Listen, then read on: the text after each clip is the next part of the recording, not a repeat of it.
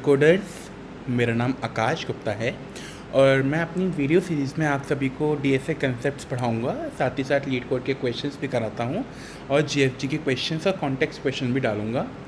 मैं अपनी video series में आपको जो क्वेश्चंस कराऊंगा उसमें कुछ ट्रिक्स भी बताया करूंगा। उन ट्रिक्स से आप आगे जो सिमिलर टाइप के क्वेश्चंस हैं वो आप कर सकते हैं। इससे पहले मतलब जो भी मेरे वीडियोस देखने आ रहे हैं, मैं उनसे कहना चाहूँगा कि अपने क्वेश्चन को खुद से पहले टाइम दें, उसके बाद ही कहीं से भी उसके सॉल्यूशंस चेकआउट करें।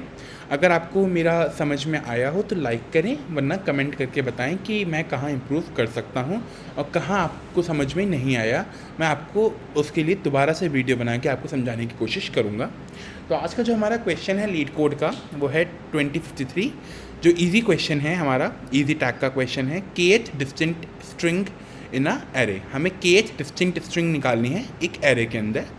अब हमें एक डिस्टिंक्ट स्ट्रिंग की हमें डेफिनेशन बता रखी है। A distinct string is a string that is present only once in a array. मतलब जो स्ट्रिंग हमारी केवल एरे में एक ही बार प्रेजेंट है ना। हमें स्ट्रिंग का वेक्टर दे रखा है और उसके अंदर डिस्टिंक्ट स्ट्रिंग उससे कहते हैं जिसकी फ्रीक्वेंसी, जिस स्ट्रिंग की फ्रीक्वेंसी वेक्टर के अंदर 1 हो। ठीक है। Given an array of string ARR नाम की हमें स्ट्रिंग दे रखी है and integer k, return the kth distinct string present in AR। हमें kth डिस्टिंक्ट स्ट्रिंग बतानी है। If there are fewer than kth distinct string, return empty string this. मतलब अगर हमारा कोई आंसर हमें नहीं मिल रहा है तो हमें एक एम्प्टी स्ट्रिंग रिटर्न कर देनी है ना। Note that strings are considered in the order in which they appear in the array. मतलब हमें डिस्टिंक्ट स्ट्रिंग हमें कई सारी दे रखी हैं, तो उसमें जो हमारे सबसे पहले एरे में आ रही होगी वो हमारी 1 मार्क करेंगे, जो दूसरे नंबर पे आ रही होगी उसे हम 2 मार्क करेंगे। ठीक है ना। तो हमें जो kth नंबर पे आ रही है हमें बतानी है। ठीक है ना। तो लेट्स चेक कि हम क्या कर सकते हैं। मैं यहाँ पे एज अ मैप यूज़ करूँगा। तो हमें क्या करना है, पहले एक मैप इनिशियलाइज कर लेंगे जो हमारा स्ट्रिंग और इंट का होगा। ठीक है ना। हमारा स्ट्रिंग और इंट का एक हम मैप बना लेंगे। उस मैप के अंदर हम पहले पूरा अपना जो वेक्टर हमें दे रखा है, वेक्टर जो हमें है उसको हम 1 बाय 1 ट्रैवर्स करेंगे। लेट्स सपोज हम एक एग्जांपल ले लेते हैं, छोटा एग्जांपल लेते हैं। जैसे हमारा एक ये है, ये वाला जो सेकंड एग्जांपल है ना। सेकंड एग्जांपल है हमारा वेक्टर। इसमें हमें 3 स्ट्रिंग दे रखी हैं। पहली स्ट्रिंग हमारी ये है, दूसरी स्ट्रिंग हमारी ये है, तीसरी स्ट्रिंग हमारी ये है। जिन लोगों को स्ट्रिंग्स नहीं पता, मैं आपको बता दूं, एक शॉर्ट फॉर्म में स्ट्रिंग जो होता है वो हमारे कलेक्शन ऑफ कैरेक्टर्स होता है। और इस कंसेप्ट में हमारा जो k हमें दे रखा है वो है हमारा 1, आई थिंक 1। तो हमें क्या करना है, पहले अपने मैप के अंदर इन सब वैल्यूज़ को स्टोर कर देना है स्ट्रिंग बाय स्ट्रिंग। हमारा जो मैप होता है स्ट्रिंग में, वो हर वैल्यू अगर हमारा लास्ट में, अगर हमारा मैप जो होता है, मैं आपको बताऊं, मैप्स हमारे की वैल्यू पेयर पे काम करते हैं, की वैल्यू में, है ना। तो अगर वैल्यू हमारा इंटीजर टाइप स्टोर कर रही है, वैल्यू इंटीजर में है, तो हर की के करस्पॉन्डिंग इनिशियल जो होगा वैल्यू 0 होगी। सारे की के करस्पॉन्डिंग इनिशियल वैल्यू हमारी 0 होगी। मतलब इस मैप में हमारे इनिशियल वैल्यूज़ क्या हैं, ए के लिए भी 0 है, ए के लिए भी 0 है और ए के लिए भी 0 है। ठीक है ना। और जितनी भी हमारी स्ट्रिंग हमारी बन सकती हैं, जितनी भी इनफाइनाइट स्ट्रिंग बन सकती हैं, उन सब के लिए वैल्यूज़ हमारे मैप में अभी 0 ही हैं। हम उसे 1 इनिशियलाइज़ करेंगे और जनरली जिनको हम इनिशियलाइज़ करते हैं वही ऊपर शो होती हैं। ठीक है ना। उसके बाद अब हम पूरी स्ट्रिंग, अपने वेक्टर को ट्रैवर्स करेंगे, है ना। इसमें हम देखेंगे कि हमारा जो भी स्ट्रिंग आ रहा है, हम मैप में उस की वैल्यू के लिए वैल्यू इंक्रीमेंट करेंगे। ठीक है ना। हम अपने उस वैल्यू पे अपने मैप में वैल्यू इंक्रीमेंट करेंगे। तो हमारा फर्स्ट में ए आ रहा है, यहाँ पे हम इंक्रीमेंट करेंगे, है ना। यहाँ पे हम इंक्रीमेंट करेंगे, अब तो यहाँ पे हमारा 1 हो जाएगा। फिर हमारा ए आ रहा है, यहाँ हम इंक्रीमेंट करेंगे, 1 आएगा। फिर हमारा ए आ रहा है, इंक्रीमेंट करेंगे, हमारा 1 आ गया।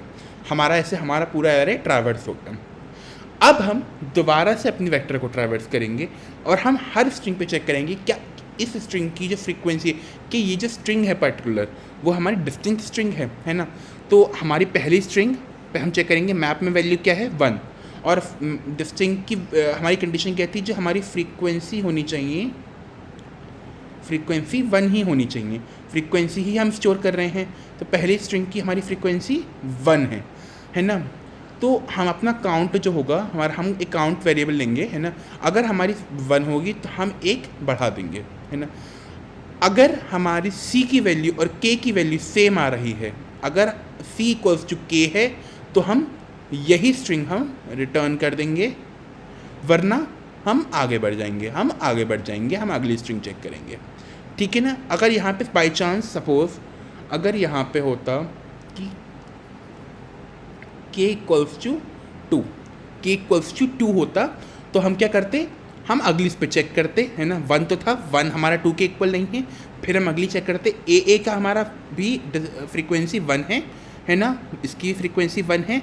तो हम अपनी c की वैल्यू को हम अपनी c की वैल्यू को एक इंक्रीमेंट कर देंगे और वो 2 हो जाएगा, और 2 इसके c और k इक्वल है, हाँ इक्वल हैं, तो हमारा ए रिटर्न हो जाएगा, हमारी ये स्ट्रिंग रिटर्न हो जाएगी। अगर हमारी जो वेक्टर है हमारी ट्रैवर्स हो चुकी है तो, और हमें मतलब आंसर हमें नहीं मिला है, तो हम क्या रिटर्न कर देंगे, एक एम्प्टी स्ट्रिंग हम इसे रिटर्न कर देंगे, ठीक है ना। तो हमने अपना एक एग्जाम्पल चेक कर लिया। लेट्स हम दूसरा एग्जाम्पल भी चेक करते हैं। दूसरे एग्जाम्पल में क्या है, दूसरा एग्जाम्पल भी है हमारा D B C B B C B C A, C और ए, और के हमारा क्या है 2। हमने मैप बनाया, मैप लिया एक हमने स्ट्रिंग ऑफ इंट का। अब पहले हम ट्रैवर्स करेंगे, तो मैप ऑफ डी में हमारा क्या आ गया, हमने इंक्रीमेंट करा। मैप ऑफ डी में इनिशियल हमारा 0 स्टोर था, अब हमने इंक्रीमेंट करा 1 आ गया। फिर मैप ऑफ बी में हमारा 1 आ गया, मैप ऑफ सी में हमारा 1 आ गया। मैप ऑफ बी हमारा इनिशियली हमारा 1 हो गया था, हम इसे इंक्रीमेंट करेंगे 2 हो गया। मैप ऑफ सी को हम इंक्रीमेंट करेंगे 2 हो गया। मैप ऑफ ए हमारा 1 हो गया, ठीक है ना। अब हम अपने वेक्टर को फिर से इंक्रीमेंट करेंगे, उससे पहले हम सी करके एक सी या काउंट करके अपना एक वेरिएबल जैसे E0 हम इनिशियलाइज कर देते हैं, ठीक है ना। हम डी चेक करेंगे पहले, इस हम हर इंडेक्स पे चेक करेंगे। हम पहले डी चेक करेंगे, डी हमारा मैप डी की हमारी फ्रीक्वेंसी 1 है, तो हम अपने काउंट को बढ़ा देंगे क्योंकि ये डिस्टिंक्ट स्ट्रिंग है। फिर हम चेक करेंगे कि काउंट और स्ट्रिंग के सेम हैं, अगर सेम नहीं है तो हम आगे बढ़ जाएंगे, ठीक है ना। फिर हमारा बी हम चेक करेंगे, बी की फ्रीक्वेंसी हमारी 2 है, हम आगे बढ़ेंगे, डिस्टिंक्ट स्ट्रिंग नहीं है। सी की हमारा वैल्यू क्या है 2 है, फिर से आगे बढ़ेंगे। फिर हमारा बी आया 2 है, हम आगे बढ़ जाएंगे। सी आया, फिर हम आगे बढ़ जाएंगे। फिर हमारा लास्ट इंडेक्स आया ए पे हमारा 1 है, पहले हम अपना काउंट बढ़ाएंगे है ना। फिर हम चेक करेंगे कि क्या के और काउंट सेम है। अगर ये सेम है तो हमारा सेम है तो हम अपनी इस स्ट्रिंग को हम रिटर्न कर देंगे, तो हमारा रिटर्न हो जाएगा हमारा ए, आंसर रिटर्न ए हो जाएगा। तो हम चेक करते हैं कि ए आंसर है, हाँ ए आंसर है। हम एक लास्ट क्वेश्चन भी चेक कर लेते हैं, नेक्स्ट पेज पे चेक कर लेते हैं है ना। नेक्स्ट क्वेश्चन क्या है हमारा, ए बी ए, और के की वैल्यू क्या है हमारे, के की वैल्यू है 3, ठीक है ना। पहले हम मैप में स्टोर करेंगे ए की वैल्यू, ए हमारा कितनी टाइम्स आ रहा है 2 बार आ रहा है, और बी हमारा कितनी बार आ रहा है 1 बार आ रहा है, ठीक है ना। अब हम दोबारा से अपने वेक्टर को काउंट करते हैं, उससे पहले हम अपना काउंट करके वेरिएबल स्टोर कर लेंगे। मैप ऑफ ए में हमारा 2 है, ठीक है ना, 2 है मतलब 1 नहीं है तो हम आगे बढ़ जाएंगे। बी हमारा 1 है तो हम काउंट को एक बढ़ाते हैं, हम अपने काउंट को बढ़ाएंगे। अब चेक करेंगे कि काउंट और के सेम है, नहीं सेम नहीं है ना। फिर हम फिर से ए पे आए, ए पे हमारे फ्रीक्वेंसी 2 है, हम कुछ नहीं करेंगे, हम आगे बढ़ जाएंगे। हमारा वेक्टर पूरा ख़त्म, हमारा वेक्टर पूरा ख़त्म। अगर वेक्टर पूरा ख़त्म है तो हम लास्ट में जो रिटर्न करेंगे, हम लास्ट में रिटर्न करेंगे अपना एम्प्टी स्ट्रिंग। लास्ट में हम अपना एम्प्टी स्ट्रिंग रिटर्न कर देंगे। तो आई होप आपको मेरा ये सॉल्यूशन समझ में आया हो। हम इसको चलो कोड करते हैं और फिर आपको ज़्यादा बेटर समझ में आएगा, ठीक है ना। तो पहले मैंने क्या कहा था, पहले हम एक मैप इनिशियलाइज करते हैं स्ट्रिंग ऑफ इंट का, और मैप का नाम हम एमपी रख दिया, ठीक है ना। अब हम 1 बाई 1 अपना वेक्टर ट्रैवर्स करेंगे। i less than arr.size i plus plus. Map में हम हर स्ट्रिंग वैल्यू पे हम अपना इंक्रीमेंट करेंगे। हर स्ट्रिंग वैल्यू की फ्रीक्वेंसी हमने अपने जितनी सारी स्ट्रिंग्स हैं उनकी हमने फ्रीक्वेंसी अपनी स्टोर कर ली है यहाँ तक, है ना। यहाँ तक हमारी क्या हो गई, हमने स्टोरिंग फ्रीक्वेंसी ऑफ स्ट्रिंग्स, ठीक है ना।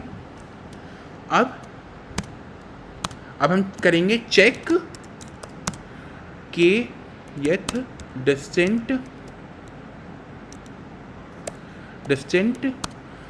स्ट्रिंग। हम के यथ डिस्टेंट स्ट्रिंग चेक करेंगे। उसके लिए हम पहले काउंट करके एक वेरिएबल बना लेंगे।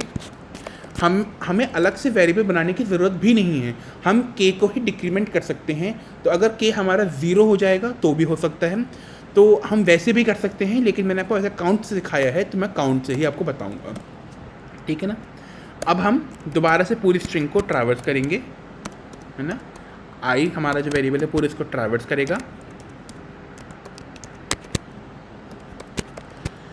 अब हम चेक करेंगे कि उस स्ट्रिंग की फ्रीक्वेंसी 1 तो नहीं है, उस स्ट्रिंग की फ्रीक्वेंसी 1 तो नहीं है ना। अगर 1 नहीं है तो हम आगे बढ़ जाएंगे, अब 1 है तो जो भी काम है हम इसमें करेंगे अपने।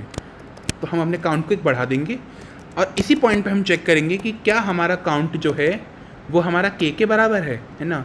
अगर के बराबर है तो हमें कुछ नहीं करना है, हमें वही स्ट्रिंग अपनी रिटर्न कर देनी है, और अगर नहीं है वैसे ही आगे बढ़ जाएगा। ऐसे ही करके अगर बाई चांस हमारी पूरी स्ट्रिंग ट्रैवर्स होकर जैसे हमारा इस केस में हुआ था, तो हमें फाइनली एक एम्प्टी स्ट्रिंग रिटर्न कर देनी है और हमने अपना आंसर पा लेंगे। इसको रन करके देखते हैं। हाँ सही है। आई होप उसकी टाइम कॉम्प्लेक्सिटी भी वो ओमेगा n ही आएगी ना। सब सबमिट हो गया ये, ठीक है। इसकी टाइम कॉम्प्लेक्सिटी चेक कर लेते हैं हम। बिग ऑफ n और स्पेस भी बिग ऑफ n, जो कि हमने मैप में स्टोर कराया था। तो आई होप आपको मेरा सॉल्यूशन समझ में आया होगा और आपको कुछ नया सीखने को मिला होगा। इसमें जो और क्वेश्चन है आप ट्राई कर सकते हैं। Count common words with 1 occurrence, आप ये भी ट्राई करें। उसके बाद मुझे बताएं कि क्या आपको हेल्पफुल लगा। मुझे कमेंट सेक्शन में ज़रूर बताएं, मैं आपके हर कमेंट का जवाब दूंगा। Thank you.